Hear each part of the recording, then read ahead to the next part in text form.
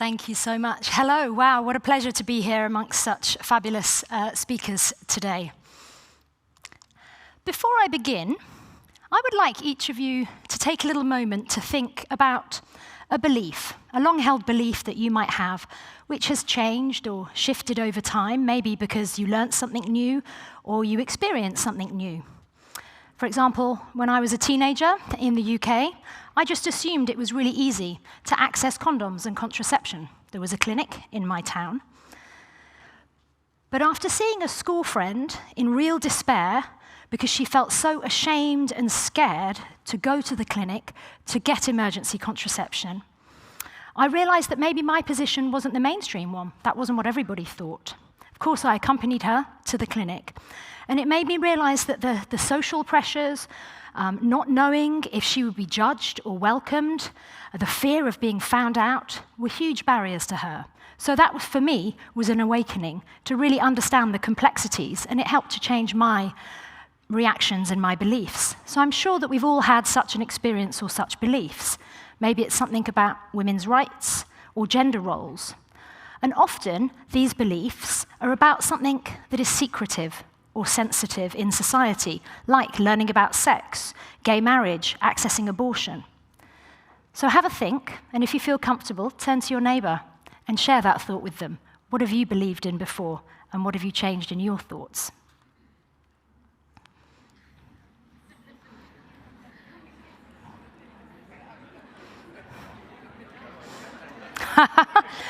Oh dear, I've opened a can of worms.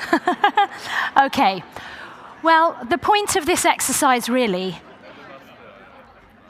it's to reinforce that we all come from diverse and different circumstances, different belief systems and family stories. We weren't all born with an inherent understanding or appreciation of human rights, of social development, or of feminism. We spend time listening and learning, experiencing and observing other people's experiences, and our thinking and our beliefs evolve through time. The rules and laws of society are also changing and evolving around us. And that's true for women's rights, for sexual rights, and issues related to gender equality.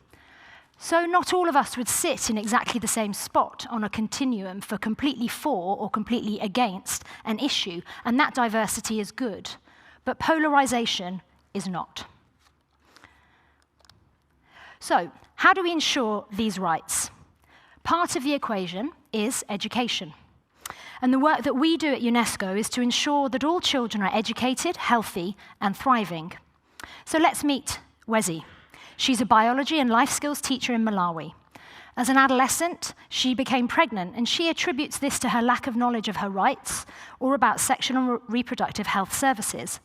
So now she's helping students to stay informed and make healthy choices on contraception, HIV, consent, and relationships.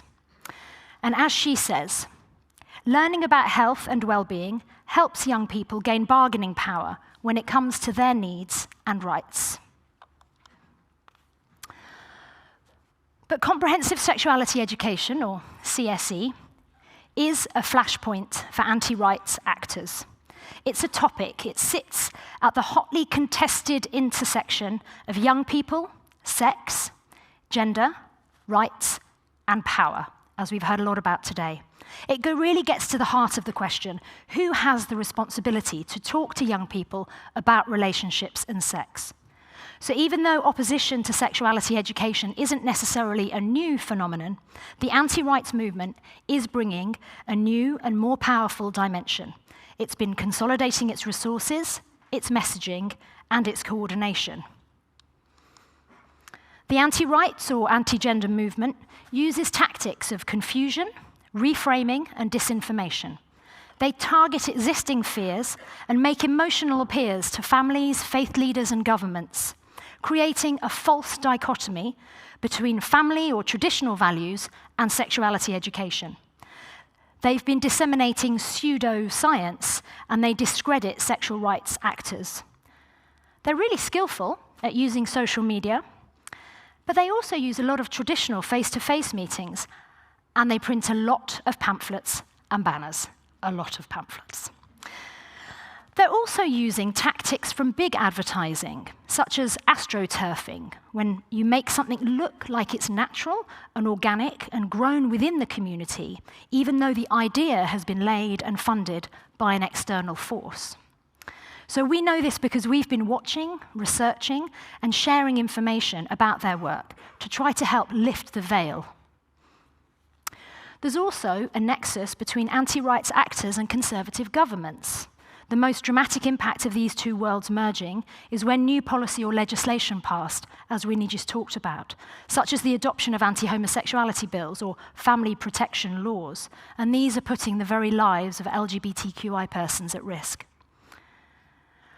So when it comes to pseudoscience and misinformation, of course, there's always going to be people who will believe distortions of facts or weak scientific premises because it resonates with their deeply held beliefs around sexuality and gender. And years of psychological study have shown us that humans invariably tend to search for or interpret information in a way that supports our prior beliefs. That's confirmation bias. But of course, it's easier than having our worldview questioned or thinking about changing existing power structures. But it is dangerous. The end result of this work by the anti-gender movement has meant that in some countries, CSE implementation has been questioned, halted, or in some places reversed.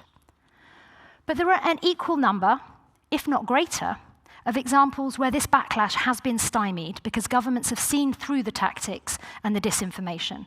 Governments that are basing their curricula and their education on robust scientific evidence on what works, as well as what is right for young people. I could share examples from Zambia, South Africa, Namibia, from Indonesia, Lao PDR, Armenia, Tunisia, Scotland, Jamaica, all that show the real-life impact of CSE.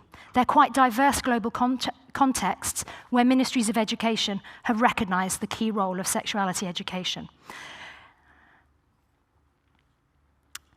So let me share some of these stories where governments have been able to push back against the backlash. In Zambia, a few years ago, a small yet influential group of religious leaders propagated misleading and false information about the country's sexuality education program. False information that seemed to have been prepared and mobilized by an American anti-rights group. This was during an election year when fevers are high and negative stories can have an impact. But in Zambia, there was a solid policy foundation. There were many different people who'd been involved in developing the sexuality education program, teachers, young people, religious leaders, as well as government. There was also political will, and a group of parliamentarians and the Ministry of Education were able to speak out promptly and passionately using correct and reliable information. And then in the background, civil society, along with the UN, collaborated to support the government by constantly sharing information, giving practical guidance and their backing. And ultimately, the Zambian government was able to respond to this manufactured, this astroturfed controversy. Around a similar time in South Africa, there was a disinformation campaign about revisions to the National Life Orientation Programme. And the Department of Basic Education systematically issued responses in the media, on its website and in person, to address the disinformation. Defending the life orientation program really was a priority. And in both of these countries, the UN, including colleagues at UNAIDS, other agencies, and UNESCO, we were able to support governments in this work and give them our backing. And NORAD's contribution for our work at UNESCO, our flagship program on health and education in Africa, has played a significant role in being able to address this misinformation. And so what we've learned is that providing honest information and debunking misconceptions around CSE fast is critical.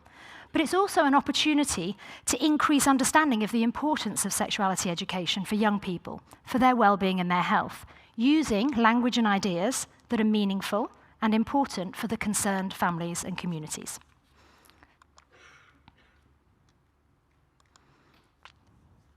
Beyond governments, individuals also have power. I've had the opportunity to hear stories of people who work against all odds to ensure that children and young people can access comprehensive sexuality education, and these include faith leaders. Matthews Masiska is one such person. He's from the Church of Central African Presbyterian Blantyre Synod in Malawi, and he talks about the human body being the temple of the Holy Spirit. He says, we're supposed to take care of our bodies. The values of taking care, being a steward, and respect are fundamental to our faith and practice. We can't talk about not destroying the temple of God without referring to sexual health and looking after each of our bodies as God is within us. Similarly, Reverend Jane from Kenya runs a course called Parenting, A Journey of Love. She says this about her work. Our culture and curiosity is constantly evolving, and we have to be ready for this and equipped as faith leaders.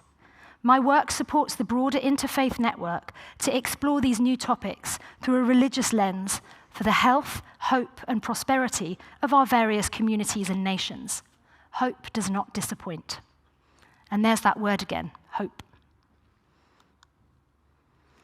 These examples show that despite adversity in conservative contexts, and despite the best efforts of anti-rights actors and institutions, there will always be waves of resistance, of revolution, and of positive change. Women and girls, people of diverse sexual orientations and gender identities, people who are discriminated against because of a myriad of other aspects of their origin or identity, and that could be whether they're in Afghanistan, in Sudan, the Netherlands, or Argentina, they continue to carve out space for their voices to be heard, to be subversive, to build support for their cause, and fight injustice. We need to be mindful of working with them, not for them, especially when we're working with youth activists. In the words of RJ, a youth advocate from the Philippines, it takes courage to speak out and ask for help. I'm certain you have that power within you. You're not alone. The anti-gender movement may be working hard, but so are the defenders of sexual and reproductive rights. Many in this room, I expect. So what next? To look forward, first we might need to look back. Maybe we could reflect on the lives of our grandmothers when they were young. What were their choices, their decisions, and the possibilities that they had to chart their life? I'd wager that your life today is pretty different. The choices that you have, the bodily autonomy that you experience, I know mine is. The world is constantly changing, and the values and traditions and norms that govern gender and sexuality will continue to change. So while it may seem slow or negligible, and while, of course, we are facing setbacks, and that's why we're here talking today about resistance, within 2 generations, we will see very different lives being led. I certainly have this hope for my grandchildren. They don't exist yet, don't worry. But I do have hope that we here in this room, and in the churches or the mosques, in the parliaments and the town squares, and in the classrooms, that we will have done enough to secure our grandchildren's route to a safer world, one where their sexual rights and bodily autonomy are no longer a battleground, and that we will have built a foundation for them, for life and for love. Thank you.